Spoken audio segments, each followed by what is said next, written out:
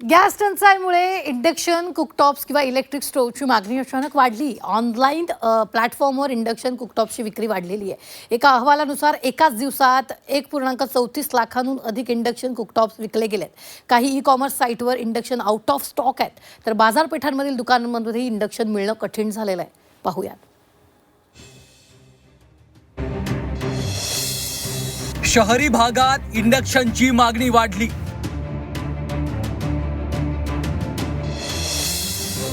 E commerce साईटवर induction out of stock.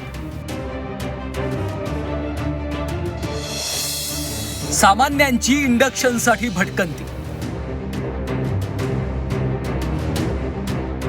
Gas तुटवड्यामुळे शहरी भागात पर्याय म्हणून इलेक्ट्रिक इंडक्शनची मागणी वाढली आहे. गॅस सिलेंडर बुक होत नाही म्हटल्यावर गृहिणींनी इंडक्शन विकत घेण्याचा पर्याय निवडला. साहजिकच इंडक्शनची अचानक खरेदी वाढल्यानं आता बाजारातल्या अनेक दुकानात इंडक्शन संपल्याचं सांगण्यात येत आहे. अनेक ग्राहकांची या दुकानातून त्या दुकानात भटकंती सुरू झाली आहे.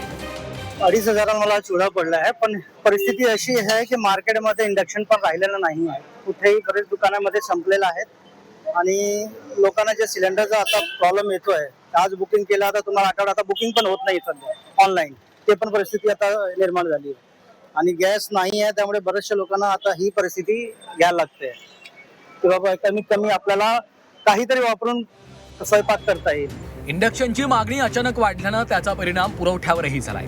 काही ई कॉमर्स वेबसाईटवर इंडक्शन आउट ऑफ स्टॉक दाखवत असल्याचं सांगण्यात येत आहे. जे विक्रीसाठी उपलब्ध आहेत ते महागडे असल्याचंही सांगितलं जातं. इंडक्शन विकत घेतला तरी प्रश्न तिथंच संपत नाही. इंडक्शनमुळे विजेचा वापर प्रचंड होईल आणि वीज बिल भरमसाठ येईल या कल्पनेनंच सामान्यांच्या पोटात गोळा येऊ लागलाय. हो, नक्कीच बसणार. 1-1.5 महिन्यात तर बघायलाच नको लाईटचं बिल आता काय येईल. त्याचं संपत आले गॅस, मग ते मिळाला नाही गॅस. आता 1200-1300 रुपये म्हणायला लागल्यात. मग आमच्या 8-9 माणसाचं कुटुंब आहे, कसं चालणार एकावर? आम्हाला पण फार अडचण येणार ना. काही हॉटेल चालकांनी हॉटेल सुरू ठेवण्यासाठी इंडक्शन चुलीचा वापर सुरू केलाय, पण इंडक्शनचा वापर अतिशय मर्यादित होत असल्याचं हॉटेल चालकांचं म्हणणं आहे. काही ठराविक पदार्थच इंडक्शनवर होत असल्याचं हॉटेल चालकांचं म्हणणं आहे. शिवाय इंडक्शन हा पर्याय महागडा आणि वेळखाऊ असल्याचंही निरीक्षण नोंदवण्यात आलेलं आहे. खर्च तर खूप वाढलेला आहे आणि इंडक्शन आम्ही सगळे गॅस वगैरे आणले, इलेक्ट्रिक गॅस आणलेले, पण त्यांनी जेवढा पाहिजे तेवढा बेनिफिट नाही. कस्टमर कमी झालेले आहेत आणि या बाटल्यामुळे लोक पण यायला घाबरत आहेत. भरपूर त्यांचा खर्च वाढलेला आहे आणि भरपूर आता त्यांचा कस्टमरवर खूप फरक पडलेला आहे. अक्षरशः बंद करायची बारी आलेली आहे. गॅस सिलेंडरला जे पर्याय होऊ शकतात ते पर्याय नागरिक वापरताना दिसू लागले.